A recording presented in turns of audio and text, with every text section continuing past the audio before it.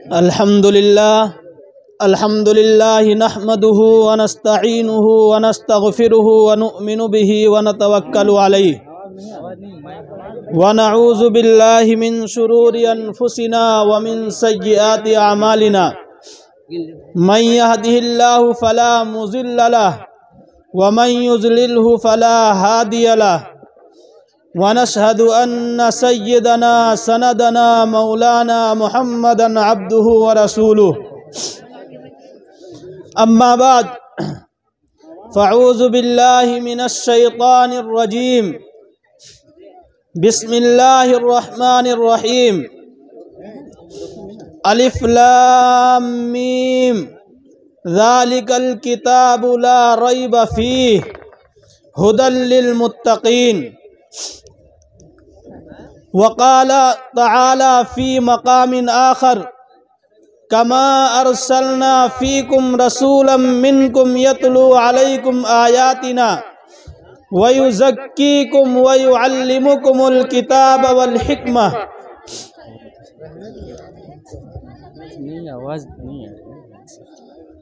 Programme کافی دیر سے چل رہا ہے. ابھی قاری صاحب نے آپ حضرات کے سامنے قرآن پاک کی تلاوت بڑے اچھے لب و لہجے میں کی. پھر اس کے بعد برادر محترم قاری محمد طاہا صاحب نے آپ کے سامنے رسول اقدس صلی اللہ علیہ وسلم کی شان میں کچھ کلمات گنگنائے. اسٹیج پر موجود تمام علماء کرام اور اسی بیچ ایک ہمارے بہت ہی محترم ساتھی عبداللہ قمر صاحب موجود ہیں. میں ان حضرات کے موجودگی میں تھوڑی بات آپ حضرات کے سامنے کر کے آپ حضرات سے رخصت ہوں گا. ہمیں پھر دعوت دین الہی عام کرنا ہے. ہمیں پھر دعوت دین الہی عام کرنا ہے. جہان کل میں پھر سے دبدبے اسلام کرنا ہے. جس کام کے لیے آئے وہ کام نہ بگڑے. سر جائے تو جائے مگر اسلام نہ بگڑے. اسلام کو منظور نہیں قرآن اگر دستور نہیں. اسلام کو منظور نہیں قرآن اگر دستور نہیں. پھر افسوس ہے اس آزادی پر یہ ملک لشکر کچھ بھی نہیں. ہر شخص سے کہہ دو پیش کرے اخلاص و مروت کی دولت. کردار سے قومیں بنتی ہیں انکار کے چکر کچھ بھی نہیں. آج جبکہ پوری دنیا کے اندر افراتفری کا ماحول ہے, ارتداد کی لہریں چل رہی ہیں, ہر طرف سے ہمارے ایمانوں اور یقین پر حملہ آور حملہ کر رہے ہیں. کہیں ہماری جان اور مال محفوظ نہیں تو کہیں ہمارا ایمان محفوظ نہیں, ہمارا یقین محفوظ نہیں. اس عالم میں اگر کوئی ہم کو ہدایت کی راہ دکھلاتا ہے تو وہ اللہ کی جانب سے آئی ہوئی ایک ایسی کتاب ہے جس کتاب کے بارے میں یہ کہا گیا ذالک الکتاب لا ریب فیہ. یہ ایک ایسی کتاب ہے جس کے اندر کسی بھی طرح کا کوئی شک اور شبہ نہیں. نہ تو اللہ کی جانب سے ہونے میں اس کے اندر کوئی شک ہے اور نہ تو اس کے کلمات کے اندر کوئی شک اور شبہ ہے. یہ کتاب ایک ایسی کتاب ہے کہ جس کتاب کو اگر ہم سینے سے لگائیں تو ہم ہدایت کے راستوں پر چل سکتے ہیں, ہم گمراہیوں سے نکل سکتے ہیں, ہم ارتداد کی راہوں سے ہٹ سکتے ہیں. لیکن جب تک ہم سے قرآن کریم چھوٹتا رہے گا اس وقت تک ہم ضلالت و گمراہی کی دلدل میں پھنستے ہوئے چلے جائیں گے. اللہ کے رسول صلی اللہ علیہ وسلم جاتے جاتے یہ ارشاد فرما گئے ترکت فیکم امرین ما تمسکتم بہما لن تضلوا ما تمسکتم بہما کتاب اللہ و سنت رسولہ. کہ میں تمہارے درمیان تو ایسی چیز چھوڑ کر کے جا رہا ہوں جب تک تم اس کو مضبوطی کے ساتھ پکڑے رہو گے گمراہ نہیں ہو سکتے۔ اور وہ دو چیزیں اللہ کی کتاب اور اللہ کے رسول صلی اللہ علیہ وسلم کی سنت ہے۔ اللہ کے رسول صلی اللہ علیہ وسلم میدان حشر کے اندر جب اللہ پوچھے گا کہ محمد ذرا یہ بتاؤ کہ آپ کی یہ امت کیوں گمراہ ہو گئی، تو اللہ کے رسول صلی اللہ علیہ وسلم کی زبان اقدس سے جو جملے نکلیں گے وہ یہ ہوگا، وقال الرسول یا رب ان قوم اتخذوا هذا القرآن مہجورا، کہ میرے رب میری اس قوم نے آپ کی دی ہوئی کتاب کو چھوڑ دیا، جو کتاب ان کے لیے اصول ہدایت تھی، جو کتاب انہیں راہ راست پر لا سکتی تھی، جو کتاب انہیں گمراہیوں سے بچا سکتی تھی، افسوس کہ میری اس امت نے اسی کتاب کو چھوڑ دیا تھا جس کی بنیاد پر یہ امت گمراہ ہو گئی۔ حضرت شیخ الہند رحمۃ اللہ علیہ ایک بہت بڑے محدث ہیں، مجاہد آزادی ہیں، ریشمی رومال کے بانی ہیں، تحریک ریشمی رومال کے بانی ہیں۔ انہیں جب مالٹا کی جیل میں قید کر دیا گیا اور جب وہ مالٹا کی جیل سے واپس آئے تو انہوں نے تمام لوگوں کو جمع کیا اور کہا کہ اے مسلمانوں، میں نے مالٹا کی جیل میں 2 سبق سیکھے ہیں۔ لوگوں نے حیرت ظاہر کی کہ اتنا بڑا محدث جس کی پوری زندگی قرآن کریم کی تعلیم اور حدیث کے درس میں گزری ہے، کون سا ایسا سبق ہے جو مالٹا کی جیل میں جا کر کے انہوں نے سیکھا ہے؟ تو فرمایا کہ امت کی تباہی کے 2 اسباب ہیں، ایک آپس میں افتراق و انتشار اور دوسرے قرآن کریم کا چھوڑ دینا۔ پھر اس کے بعد جب تک وہ زندہ رہے ہر مسجد کے اندر درس قرآن قائم کرتے رہے اور قرآن کی تعلیمات سے لوگوں کو آراستہ کرتے رہے۔ اللہ کے رسول صلی اللہ علیہ وسلم کی بعثت کا مقصد ہی قرآن کریم کی اشاعت ہے، جیسا کہ ہم نے آیت کریمہ تلاوت کی، کما ارسلنا فیکم رسولا منکم یتلو علیکم آیاتنا ویزکیکم ویعلمکم الکتاب والحکمہ، کہ ہم نے تمہارے درمیان ایک رسول بھیجا ہے تاکہ وہ تمہارے سامنے قرآن کریم کی آیتیں پڑھ پڑھ کر کے سنائے۔ قرآن کریم ہی وہ ایک ایسی کتاب ہے کہ جس کو جتنی بار پڑھا جائے محبت بڑھتی چلی جاتی ہے۔ دنیا کی کوئی کتاب اتنی معتبر اور اتنی متبرک نہیں ہے کہ جس کو ہر بار پڑھا جائے اور آدمی کا دل نہ اکتائے، لیکن یہ کتاب ایک ایسی ہے کہ بار بار پڑھا جائے، بار بار پڑھا جائے، آدمی کو مزہ آتا رہے گا۔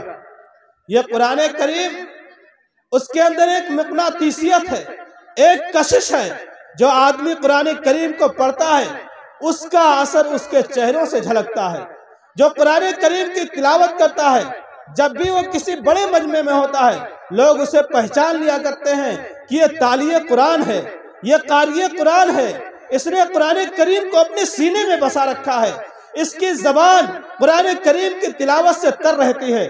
قرآن کریم وہ عظیم کتاب ہے کہ جس کو پڑھ کر کے پتھر دل موم ہو گئے، جس کو پڑھ کر کے حضرت عمر رضی اللہ تعالیٰ عنہ ایمان لے آئے، جس کو پڑھ کر کے وہ لوگ صحابہ بن گئے کہ جو خون کو چاٹ لیا کرتے تھے، جو آپس میں اختلاف اور انتشار پیدا کر دیا کرتے تھے، جو لڑائیاں کیا کرتے تھے، جھگڑے کیا کرتے تھے، مردار کھا لیا کرتے تھے، جن پر کوئی حکمرانی کرنے کے لیے تیار نہیں تھا، لیکن جب قرآن کریم اترا اور انہوں نے قرآن کریم کی آیتوں کو رسول پاک صلی اللہ علیہ وسلم کی زبان اقدس سے سنا تو وہ فوج در فوج ہدایت یافتہ ہوتے چلے گئے۔ جو کل جھگڑا کرنے والے تھے آج وہ صلح کرانے والے بن گئے، جو کل خون چاٹنے والے تھے آج وہ خون سے نفرت کرنے والے بن گئے، جو کل لڑائیاں کیا کرتے تھے آج وہ لڑائیوں کو صلح کرانے والے بن گئے، جو نفرت پیدا کیا کرتے تھے آج وہ محبت کی دیوار کھڑی کرنے لگے،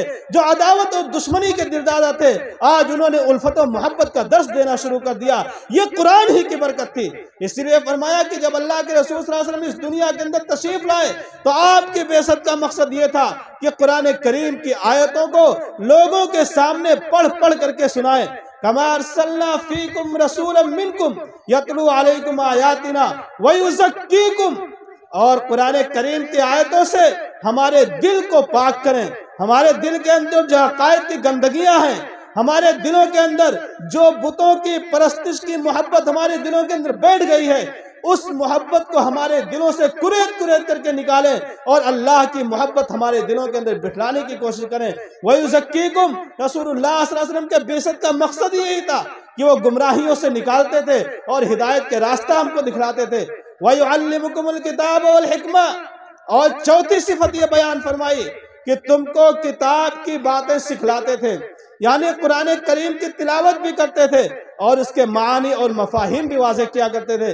اسی لیے مفسرین نے لکھا ہے کہ قرآن کی سب سے بڑی تفسیر اگر اس دنیا کے اندر کوئی آئی ہے تو محمد رسول اللہ صلی اللہ علیہ وسلم کی احادیث مبارکہ ہے۔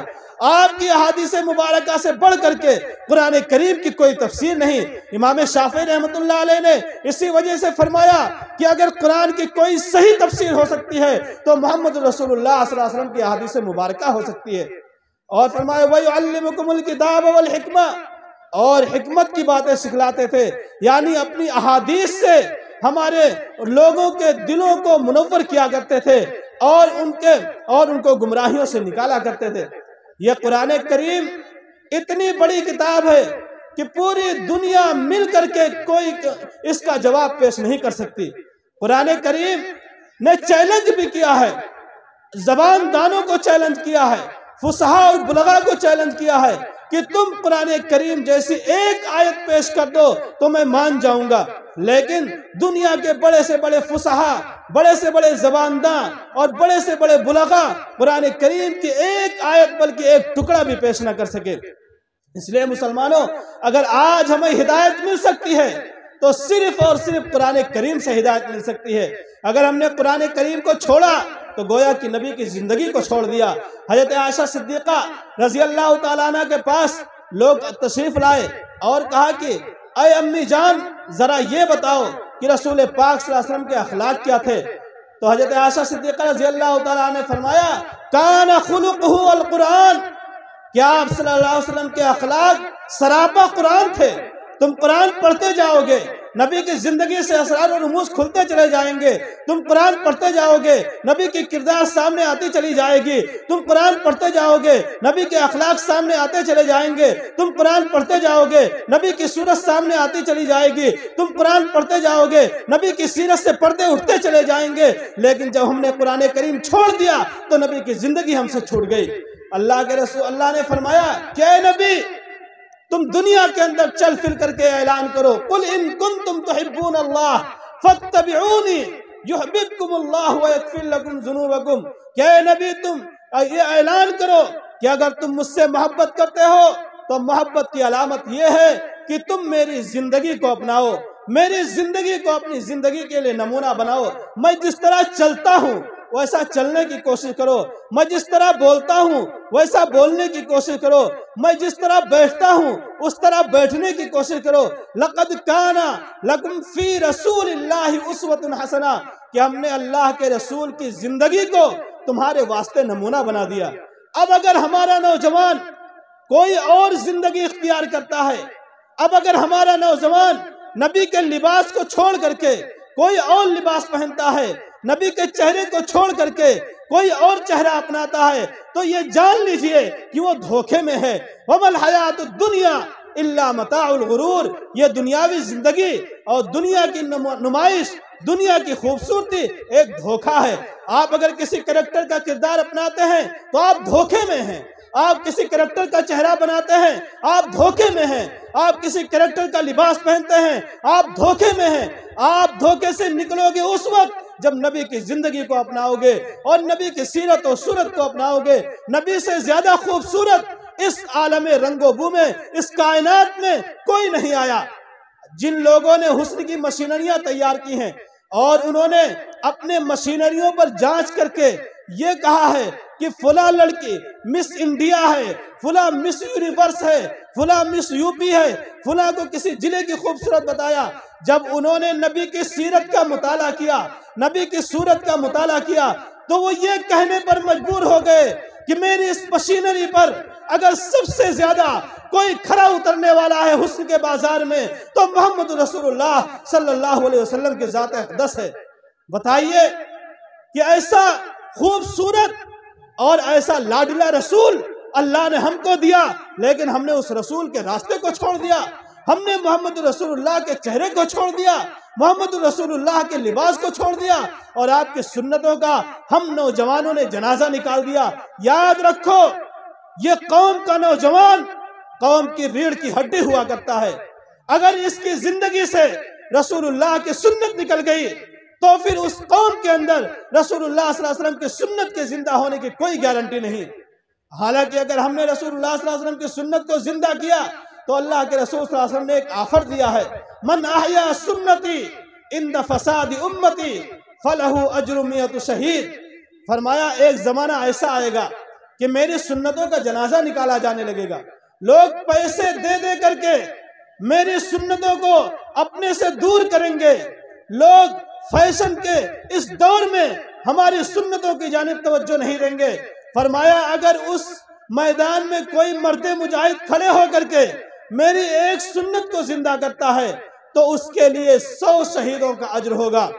جوانوں، یہ بہت اچھا موقع ہے جب پوری دنیا ہماری مخالف ہے، جب پوری دنیا رسول اللہ کے کریکٹر کی مخالف ہے، جب پوری دنیا رسول اللہ کے اخلاق کی مخالف ہے، جب پوری دنیا رسول اللہ صلی اللہ علیہ وسلم کے چہرے کی مخالف ہے، ہمارے لیے ایک اچھا موقع ہے کہ ہم آپ صلی اللہ علیہ وسلم کی سیرت اور صورت کو اپنا کر کے قوم کو ایک پیغام دیں، پوری دنیا کو ایک پیغام دیں کہ ہم رسول اللہ کے دیوانے ہیں۔ ہم دور سے آئیں، لوگوں کو یہ پتہ چل جائے کہ رسول اللہ کا دیوانہ آ رہا ہے۔ ہم ایک ادنا سے ادنا سنت کو اگر زندہ کر دیں گے تو اس قوم کے اندر امن و امان پیدا ہو جائے گا۔ ایک قوم بے چینی سے نکل کر کے امن و امان کے فضا میں سانس لینا شروع کر دے گی۔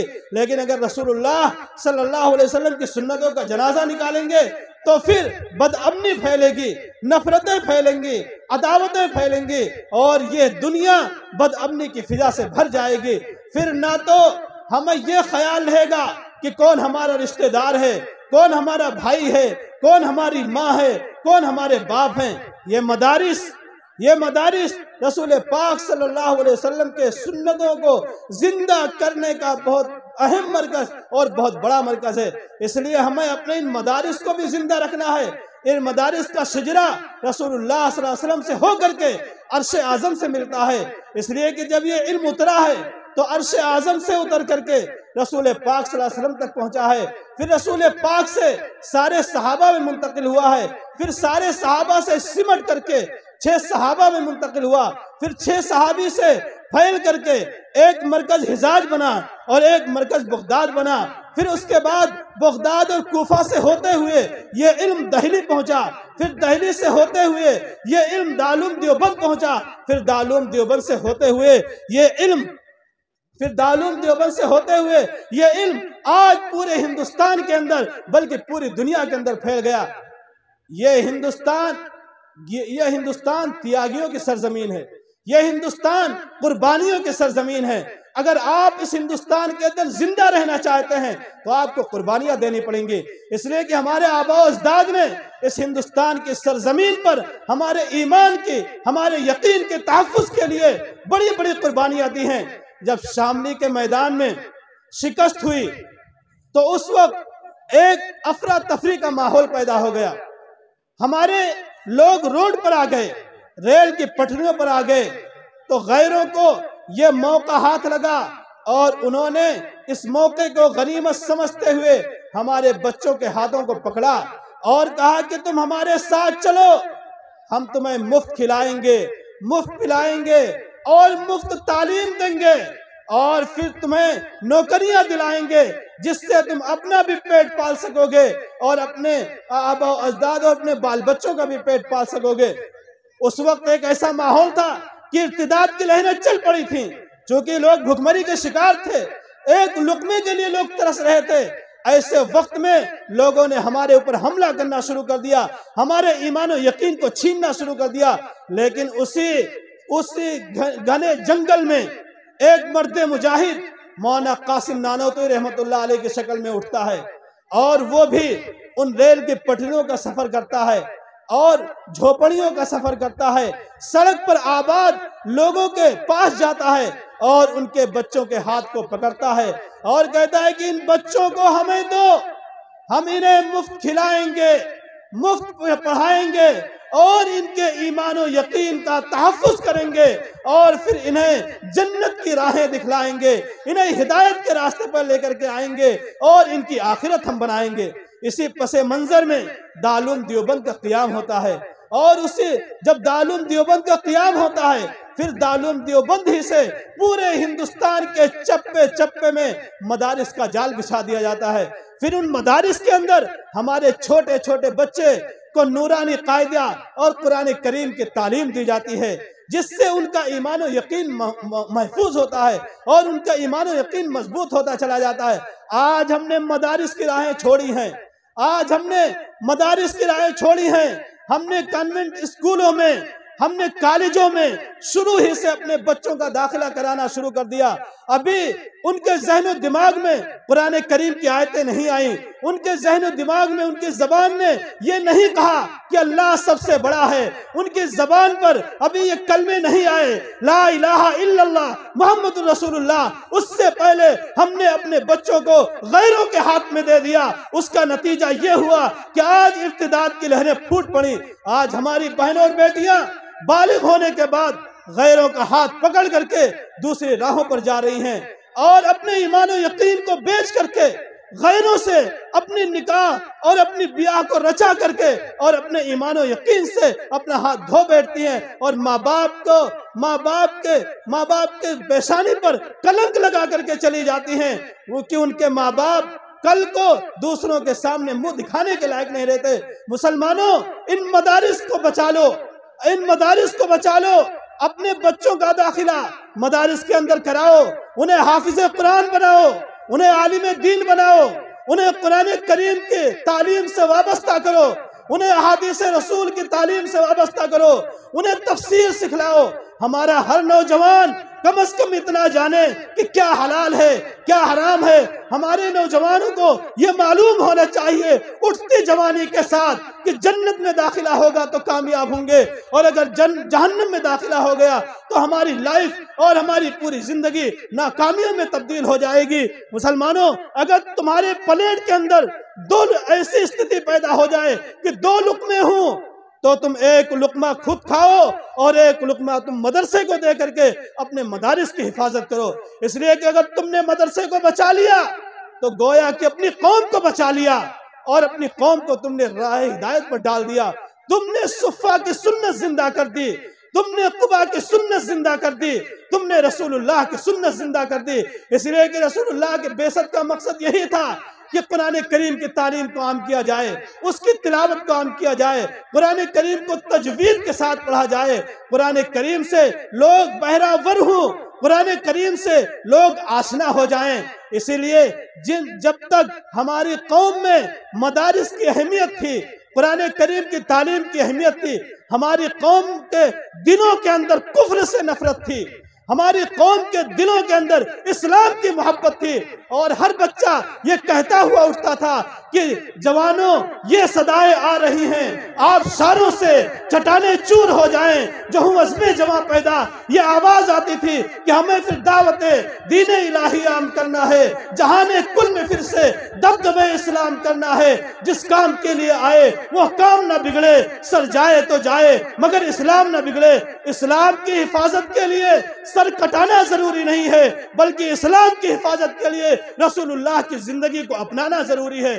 اگر آپ نے ایک سنت کو زندہ کر دیا پوری دنیا امن و امان سے بھر جائے گی۔ میں آپ کو ایک واقعہ سناؤں کہ روڑکی کے اندر ایک بہت بڑا فساد ہونے والا تھا، ہندو مسلم آمنے سامنے تھے، آپس میں اتحاد پارا پارا ہو گیا تھا۔ اس وقت ایک بہت بڑے عالم وہاں موجود تھے، انہوں نے کہا کہ اللہ کے رسول کی کون سی سنت زندہ کی جائے کہ یہ لڑائی امن و امان میں تبدیل ہو جائے، یہ لڑائی محبتوں میں تبدیل ہو جائے۔ تو ان کے دماغ کے اندر ایک اللہ کے رسول صلی اللہ علیہ وسلم کی سنت آئی کہ لوگوں کو ٹوپیاں پہنا دی جائیں۔ انہوں نے بازار میں بھیج کر کے تقریباً 5000 ٹوپیاں منگوائی اور اپنی قوم کے ہر بچے بوڑھے نوجوان کو بانٹ دیا اور کہا ہر بچہ ہر نوجوان ہر بوڑھا ٹوپیاں لگا کر کے گلی اور محلوں میں نکل جائے۔ پھر کیا تھا؟ رسول اللہ صلی اللہ علیہ وسلم کی سنت کا زندہ ہونا تھا کہ غیروں کے دلوں میں اور مد مقابل کے دل میں یہ ہیبت بیٹھ گئی کہ ابھی تک اتنی بڑی تعداد مسلمانوں کی نہیں تھی، یہ کہاں سے آ گئی؟ پھر اللہ نے ان کے دلوں کے اندر رعب ڈال دیا، پھر وہ لڑائی تھم گئی، وہ لڑائی رک گئی، رسول اللہ کی ایک سنت زندہ کی گئی۔ وہ کہاں سے ملی؟ وہ سبق کہاں سے ملا؟ وہ سبق ہمیں انہی مدرسوں سے ملا، ہمیں اپنے انہی مکتبوں سے ملا کہ جب جب رسول اللہ کی سنت زندہ ہوگی اس سرزمین پر امن و امان کی فضا قائم ہوگی، لیکن جب جب رسول اللہ صلی اللہ علیہ وسلم کی سنتوں کو روندا جائے گا تب یہ سمجھ لیجئے ہمارا قابو نہ ہمارے بچوں پر رہے گا، نہ ہماری بیٹیوں پر رہے گا، نہ ہمارے بوڑھوں پر رہے گا، نہ ہمارے نوجوانوں پر رہے گا۔ اس لیے مسلمانوں، میں پھر آپ سے گزارش کرتا ہوں، علامہ اقبال نے جب مغرب کا سفر کیا اور وہاں یورپ کا سفر کیا، وہاں کے میخانے دیکھ کر کے آئے، وہاں کی بے حیائیاں دیکھ کر کے آئے، تو آ کر کے ہندوستان کے اندر انہوں نے ایک تاریخی جملہ کہا کہ مسلمانوں، اپنے مدارس کو، اپنے مکاتب کو انہی حال پر رہنے دو۔ ہم یورپ کے میخانے دیکھ کر کے آئے ہیں، وہاں شراب نوشی عام ہے، قمار بازی عام ہے، وہاں یہ تک پتہ نہیں کہ کون میرا باپ ہے، کون میری ماں ہے، لیکن کم از کم ہندوستان کی سرزمین پر مولانا قاسم نانوتوی رحمت اللہ علیہ کے بوئے ہوئے اور لگائے ہوئے یہ اشجار ہمیں یہ تو بتلاتے ہیں کہ یہ ہمارا باپ ہے، یہ ہماری ماں ہے، یہ ہماری بہن ہے۔ یہاں بے حیائیاں اس طرح تو عام نہیں۔ مسلمانوں، اگر یہ مدارس ختم ہو گئے تو پھر یہ سمجھ لو یہ استھتی پیدا ہو جائے گی کہ ہمیں یہ نہیں پتا ہوگا کہ ہمارا باپ کون ہے، اور جب رشتہ داریاں مٹ جائیں گی، بھائی بند مٹ جائیں گے، بہنوں کی عزت ملحوظ نہیں رہ جائے گی، تو یہ سمجھ لیجئے درندگی پھیلے گی، یہ سمجھ لیجئے بدامنی پھیلے گی، یہ سمجھو کہ تمہارا بیٹا تمہارے خون کا پیاسا ہوگا، تمہاری بیٹی اپنے ماں کے خون کی پیاسی ہوگی، اور وہ اپنے ماں کو لونڈیاں بنا کر کے زندہ رکھے گی، انہیں نوکرانی سمجھے گی۔ ہمارے علاقے میں ایک واقعہ ایسا ہی پیش آیا کہ چونکہ انہیں دینی تعلیم سے ناآشنائی تھی اور ان کی ماں ان کے گھر پہ گئی ہوئی تھی، لوگوں نے آ کر کے پوچھا کہ بہن جی یہ کون ہے؟ تو انہوں نے اپنی ماں کے سامنے یہ کہا کہ یہ میری نوکرانی ہے۔ کیوں؟ اس لیے کہ وہ مدارس کی تعلیم سے ناآشنا تھے، قرآن کریم کی تعلیم سے ناآشنا تھی، اس لیے انہیں یہ نہیں پتا کہ ہمیں اپنی ماں کو ماں کہنا چاہیے یا نوکرانی کہنا چاہیے، جو ہمیں اس سرزمین پر لانے کا سبب بنے ہوں۔ آج ہم نے ان کی قربانیوں کو ٹھکراتے ہوئے اور انہیں ہم نے یہ کہہ دیا کہ یہ میری نوکرانی ہے۔ جب ان کے کان میں آواز گونجی تو ان کا کلیجہ پھٹ گیا اور کہا کہ کس قربانیوں کے ساتھ، کس مصیبت کے ساتھ ہم نے تجھے پالا تھا، آج تیری زبان سے یہ نکل رہا ہے کہ میں تیری نوکرانی ہوں۔ اگر میں تجھے نہ پالی ہوتی، اگر میں نے تجھے شروع ہی میں مار دیا ہوتا تو پھر تمہیں زندگی بھی نہ ملتی، اور تم اپنی زبان سے یہ کیسے کہہ سکتی تھی؟ لیکن مسلمانوں، قرآن کریم انہی مدارس سے زندہ ہوگا۔ یہ چھوٹے چھوٹے مکتبوں کی شکل میں آپ ان کو معمولی نہ سمجھیے، اسی کی برکت ہے کہ آج ہمارے سروں پر ٹوپیاں ہیں، اسی کی برکت ہے کہ آج ہمارے چہروں پر داڑھیاں ہیں، اسی کی برکت ہے کہ آج ہم اپنے اللہ کو پہچان رہے ہیں، اسی کی برکت ہے کہ ہم محمد رسول اللہ صلی اللہ علیہ وسلم کو پہچان رہے ہیں۔ محمد رسول اللہ صلی اللہ علیہ وسلم نے ہمارے واسطے کتنی قربانیاں دی ہیں، ہم سے کتنا محبت کیا ہے، ہمارے لیے کتنا روئے ہیں، ذرا ہمیں اندازہ ہے۔ حضرت عائشہ صدیقہ رضی اللہ تعالیٰ عنہ فرماتی ہیں کہ ایک مرتبہ میں اللہ کے رسول صلی اللہ علیہ وسلم کے باہوں میں بیٹھی ہوئی تھی کہ اتنے میں اللہ کے رسول صلی اللہ علیہ وسلم کے ہاتھ آسمان کی طرف اٹھتے ہیں اور کہتے ہیں کہ اے اللہ، عائشہ کے اگلے پچھلے تمام گناہوں کو بخش دے۔ فرماتی ہیں کہ جب یہ جملہ سرور کائنات صلی اللہ علیہ وسلم کی زبان اقدس سے نکلا تو میں خوش ہو گئی، اور خوش ہو کر کے اتنا ہنسی کہ میرا سر آپ کی باہوں میں جھکنے لگا۔ تو اللہ کے رسول صلی اللہ علیہ وسلم نے فرمایا کہ عائشہ کیا بات ہے؟ فرمایا سرور کائنات کی زبان سے یہ جملہ نکلے کہ اللہ عائشہ کے اگلے پچھلے تمام گناہوں کو بخش دے اور میں خوش نہ ہوں، مجھے چڑھتے سورج پر اتنا یقین نہیں ہے جتنا آپ کے جملے پر یقین ہے، اور میں یقین کرتی ہوں کہ ضرور میرے گناہ بخش دیے جائیں گے۔ تو اللہ کے رسول صلی اللہ علیہ وسلم نے فرمایا کہ عائشہ بس اتنی سی بات ہے؟ فرمایا کہ ہاں۔ کہا میں روزانہ ہر نماز کے بعد اپنی امت کے لیے یہ جملے دہرایا کرتا ہوں۔ ایک آیت نازل ہوتی ہے، ان تعذبہم فإنہم عبادک وإن تغفر لہم فإنک انت العزیز الحکیم۔ جب یہ آیت نازل ہوئی تو اللہ کے رسول صلی اللہ علیہ وسلم ایک درخت کے سائے میں بیٹھ کر کے زار و قطار رونے لگے۔ آپ کے رخسار مبارک پر آنسوؤں کی جھڑی لگ گئی۔ اللہ کی رحمت جوش میں آئی اور ایک فرشتے کو بھیجا کہ جاؤ میرے محبوب سے پوچھو کہ کیوں اتنا رو رہے ہو۔ وہ فرشتہ خدمت اقدس میں حاضر ہوتا ہے اور کہتا ہے کہ اللہ کے رسول کیا بات ہے؟ کیا آپ اپنے آپ کو ہلاک کیے جا رہے ہیں؟ کیوں اتنا رو رہے ہیں؟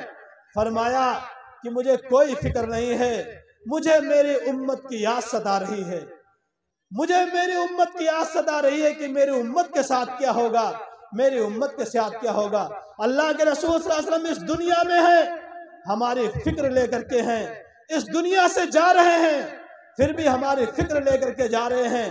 کل قیامت کا دن ہوگا، کوئی ہمارا پرسار حال نہیں ہوگا، جب اعلان ہو جائے گا وَامْتَازُوا الْيَوْمَ أَيُّهَا الْمُجْرِمُونَ کہ اے مجرموں، اے گنہگاروں، اے اللہ کے نافرمانوں، تم صلحاء کے مجمع سے، انبیاء کے مجمع سے الگ ہو جاؤ۔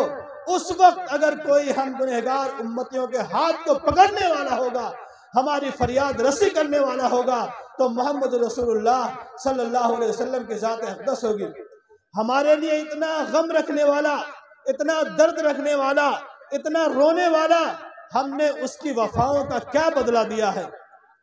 وہ فرماتا ہے جعلت قرۃ عینی فی الصلاۃ کہ اے ایمان والو، میرے آنکھوں کی ٹھنڈک نماز ہے۔